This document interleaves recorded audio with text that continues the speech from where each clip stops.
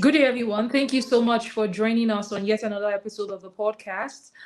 Today's episode, we're going to be having the conversations around building a regenerative bioeconomy. And I have my guest all the way from Malawi today.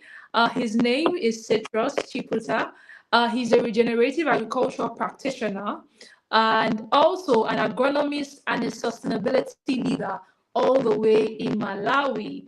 And so he's dedicated to transforming agricultural waste into economic opportunities while restoring the soil health across Africa. He's the managing director of FarmFuture Limited. He leads innovative initiatives that bridges agronomy, circular economy, practice and principles, sustainable enterprise to build resilient and productive food systems. Right? So, Mr. Citros, how are you doing today? Thank you so much. I'm doing really fine here. And it's a good afternoon here in Malawi. All right. Thank you all there being there. Thank you so much. Thank you. Thank you so much for joining us today. So we'll just delve right into the conversation. My very first question to you is, what sort of inspired your mission to transform agricultural waste into wealth? And how did biochar become the cornerstone of your work? You could have as well just chosen any part in agriculture, but why bioeconomy and why focusing on biochar? So what inspired your work? Thank you so much for the question there. What inspired me is I was witnessing firsthand the immense volume of crop residues. So in this case, I'm talking about the maize cobs, rice hussicks, and the Yeah. stock waste. So being openly burned or left to rot on smallholder farms across Africa and indeed Malawi here. So this sparked the drive behind FarmFuture Limited. Now, this burning not only wastes valuable biomass, but it releases carbon into the atmosphere and it degrades air quality. So that's what inspired me. Now, I thought of bringing in a solution, and one of it was biochar. So biochar emerged as the ultimate cornerstone because it provides closed loop but solve solution. Yeah, it takes a various environmental liability. In this case, I'm talking about the agriculture. Now, so this environmental various liability, it convert them through pyrolysis process into high value, stable asset that permanently sequesters carbon while revitalizing degraded African soil. So I thought about it. Wow. So as an agronomist, you had seen that there is so much, waste product coming from agricultural produce, and you also believe that that could also help in terms of like regeneration of the soil and just helping with soil fertility to grow crops. And you chose to do that. Interesting. Yes. That's really good. Really, really good. Really good. So my next question to you is, for those hearing about biochar for the first time, they don't even know what it is. What would you say it is, and why do you believe it has the potential to help the African agriculture? Yes, indeed. The biochar is termed in several ways, but in short, I can say it's a carbon-rich charcoal-like. It's not a charcoal, but it's a charcoal-like substance, which is created by heating agricultural wastes and the organic residues in oxygen. So in oxygen, which is it is a limited environment, we are talking about it where we produce this with this charcoal-like substance we call biochar. So unlike raw biomass or traditional charcoal used for fuel, biochar is engineered to be safely buried or blended into the soil. So this one, it has a transformative potential.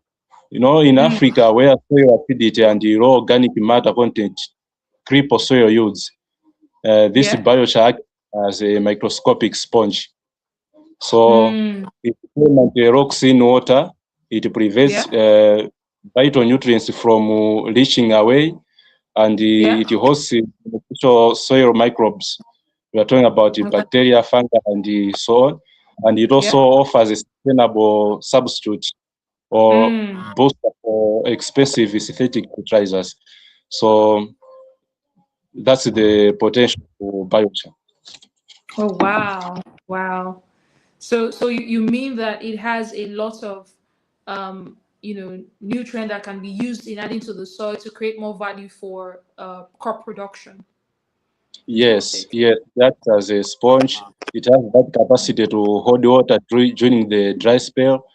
And if you blend it to some other like compost and so on, it has that value. Oh, really good. Really, really good. So with your work that you're doing there, all the way in Malawi, how can agricultural, like you've worked extensively with biochar enhanced, composts and organic, fertilizers as well, organic fertilizers, right? What's like the measurable impact you've seen in soil health and even crop productivity, as well as, farmer livelihood? Has, biochar in so many ways influenced those things? Thanks for that question. I think I should break it into 3 ways.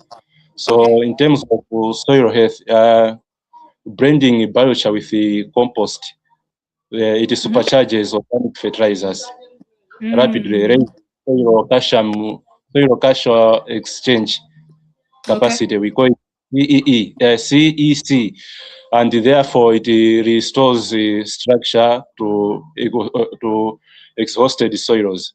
So that's about the soil. You blend it with the compost, supercharge organic fertilizers. And in terms of crop productivity, farmers utilizing our biochar enhanced compost inputs constantly report notable increases in crop resilience and yield, often seeing robust improvements even during erratic rainfall seasons. So that's about the crop productivity. And to farmer livelihoods there, because the biochar enhanced inputs retain nutrients longer, farmers spend significantly less money recurring on costly chemical fertilizers. Oh, okay. So this thing lowers the input cost combined with the higher harvest volumes, directly translates to increase the net income and the food security for rural households. Fantastic, fantastic. So I like how you talked about the fact that it helps with productivity, helps in lowering the cost of production, and also even yield. And thereby, farmers are making more money, so they have more profit margin is sort of increased, for farmers as well. That's really, Yes. really, really good, really good. So with this, with every new ideologies or concepts or innovation, there are also sort of challenges, right? What would you say are some of the biggest challenges to scaling biochar and regenerative agriculture across Africa? Because I also believe that the adoption is not massive yet. But what would you say are some of the challenges? Yes, there are a lot of challenges indeed, but the primary bottleneck there is low initial awareness among smallholder farmers. Yeah. That's a challenge. And again, a lack of standardized regulatory frameworks for biochar quality. And again, capital constraints for scaling up production infrastructure. Yes. Yeah, those are the challenges. So challenges which many youths or farmers, smallholder farmers in Africa face. So yeah, I would say those are the challenges. So from your own, from your own experience, thank you so much for sharing the challenges, which I believe is valid. How have you been able to sort of work around those challenges, or what are some of the practical ways you think that we can work around those challenges? Yes, yes. I think to overcome these hurdles, we require intensive grassroots farmer education demonstration. First of So a all, lot that of is the extension services. Yeah. yes. And again, I think we should have supportive policy initiatives from governments. That one can also to back up the organic inputs from government policy. I think that one can help. And again, the branded finance models that de-risk green tech investments across the continent. I think these things can help. So the more help from in the area of education of the farmers through extension Yeah, services, as well as enabling policies for yeah, production for people like yourself in the business as well. Okay, beautiful, beautiful. So my very next question at this time would definitely be around how can regenerative agriculture contribute to climate resilience? You also know that climate change is also a big thing happening within the agricultural space. But from your own experience, what do you think are regenerative agriculture can sort of contribute to climate resilience, food security, and economic development, while also as we're transitioning into the circular bioeconomy? yes. Thank you for that question. Biochar application is also a regenerative practice. So I think this biochar application strengthens the farming systems, or it armors farming system against the climate shock, like drought and floods, by Yeah. retaining soil moisture and preventing topsoil erosion. And again, direct safeguarding food security. Yeah. So that's what it does to climate and food security. Talking about the circular bioeconomy, it builds a time circular for a true circular loop where waste ceases to exist. So every harvest byproduct is safely recycled, Okay. recycled back to the earth to generate economic value, green jobs, and the rural wealth generation to smallholder farmers. Fantastic. You just spoke about a very, keen interest of mine, which is like job creations, right? For young people, for young people. What would you say? Would you say that the bioeconomy, it's a viable business that young people can also venture into, or it's also a viable business that investors can, sort of invest in? Because you also mentioned that one of the challenges is a bit of lack of finance, right? And so, do you think it's a viable business that young people can choose to also, come into, and investors can choose to also put in their money as well? Yes, this is an innovative. So I think spending much time with this innovation and producing high quality of biochar, a lot of farmers will like it, and it's marketable here in Africa.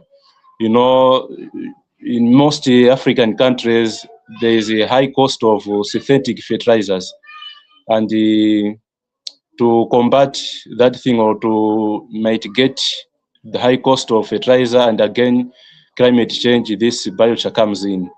So it brings long-term solutions to soil health, not only for one season but for several seasons. And if you put it on a reasonable price, yes, you can generate some income. Like here, I'm a full-time organic producer, biochar producer. I don't work somewhere, and I produce biochar. I sell them to farmers, which they use it to blend with other fertilizers. So this one really helps me. And I was talking about those challenges, to have high quality of biochar and scaling up production. At least you need to invested, and some investors indeed have to come in to help in scaling up the production. So we are talking about climate change, fighting climate change, as well as combating the high cost of synthetic fertilizers. Fantastic. From what you said, that means it's a viable business that young people can choose to also be engaged in. Because you mentioned, like yourself, you're actively involved in the business. That's what you do full time, and investors can sort of look into that as well. Okay, so this would be like my final question to you. Just sort of looking ahead, like looking to the future. What's your vision for the African agricultural sector over the next decade? And what roles do you think that young people can play in building the regenerative bioeconomy? Yes, 10-year vision. That's a decade. Yeah, thank you for that question. Over the next decade, my vision is to see transform the African agricultural landscape where soil degradation is reversed, chemical dependence is radically minimized, and smallholder farming is viewed as a high-tech, profitable, and the climate-smart business sector. So that's the vision. And to the youth, the role of the youth, I think young Africans are digital native, innovative, and deeply passionate about climate action. So they must step up as agri-tech innovators, carbon project developers, and modern enterprise leaders who will spearhead and scale this regenerative bioeconomy. So there is that huge role for the youth. Fantastic. So from what you've said, there's opportunity for young people to tap into it, specifically the regenerative bioeconomy. One of the reasons why I do this podcast is because I want young people within Africa to also see other young people doing creative things, within agriculture. Not to just think of agriculture as just, fishery, poultry, piggery, rabbitry. There are other aspects, of it. And I believe that one of the untapped aspects is this waste to wealth aspect of it, which is like, circular economy and bioeconomy. So thank you so much, Mr. Citros, today for joining us on the podcast. It's been a very delightsome conversation with you today. It's been a delightsome conversation with you today. But finally, before we go, to every young person that would listen to your session, and what would be the one thing you want them to bear in mind as a young person living in Africa? What's that one thing as your final message to a young person in Africa? Yeah, so thank you so much for that question. To my fellow young African youth, my fellow youths there, agricultural waste should not just burn them. Let us not look at them as debtors, but they are more variable. Yeah, we can look for commercialization pathways. Turning waste into profit relies on setting up decentralized pyrosis and processing units across of farming clusters. So yeah, we can invest into this regenerative agriculture, and there are a lot of opportunities there, and there's a massive potential for green entrepreneurs, and the impact and this impact investors in biomass collection, logistics, and so on. So can start with just a small portion, whether it's composting or biochar, making go little as you go. Yeah, and the passion will also increase. Like for myself, I started with the composting, and it was just at my backyard now. And what happened? I was hired by a small organization here to train some smallholder farmers how to compost and to make biochar. So I got something from there, and that one also inspired me to continue, and then I established my entity called FarmFuture Limited. So I'm doing that full time. I'm producing biochar. Yes, challenges are there, but you can overcome them little by little. It is not perfect at the beginning, but as you go and acquiring more skills from other agricultural extension workers, yes, you can do it more. So my fellow youths, this is a great opportunity. You can engage yourself. So I really thank you. I really thank you for this podcast, Africa Integrative Agriculture Network Forum. So I really thank you. Fantastic. Thank you so much, Citros. I like how your pattern shots to the young people was helping them understand that there's nothing wrong with starting small, and you can definitely grow. And so sometimes as you start small, you would have challenges, but you have to be willing to be resilient in the midst of it, and then you grow from there. Fantastic. Thank you so much for, sharing with us your journey and sharing with us about the tremendous work you're doing there in Malawi. I want you to know that, all the way here in Nigeria, we are proud of you. As a young African myself, we're definitely proud of you, of the work that you're doing. And I believe that there are many young people that would listen to this, even in your country, and would want to be part of what you're doing. Is there a way that they can connect with you, whether they are young people in your country or even farmers in your country that want to connect with you and, have access to the biochar you produce? How can they reach out to you? Yes, I'm available on LinkedIn. That's social media. So you can just search Citros Chipetah. That's the username. And I'm full time present there. We can connect there and we can share email, phone numbers, and so forth. So yeah, you can find me on LinkedIn. Fantastic. Yes. So guys, if you're interested in this product, you want to learn more about the composting and even biochar, you want to have that training as a smallholder farmer, or even as a young person you want to intern for his company, please do reach out to him on LinkedIn. His name on the screen is the name he bears there on LinkedIn. And trust me, he's a very responsive. I reached out to him on LinkedIn about this podcast too. Now, I think on LinkedIn, he had responded to one of our newsletters. And I was like, oh, okay, please come share with us more. And, and it's like, oh, sure, definitely. So guys, please do connect with him and, reach out to him for his services, for his product, and you'll be glad you did. So once again, guys, thank you so much for staying with us from the beginning of this episode to the end. It's been an amazing time with us. Till the next episode, stay blessed. Thank you so much once again, Citros, for being here with us.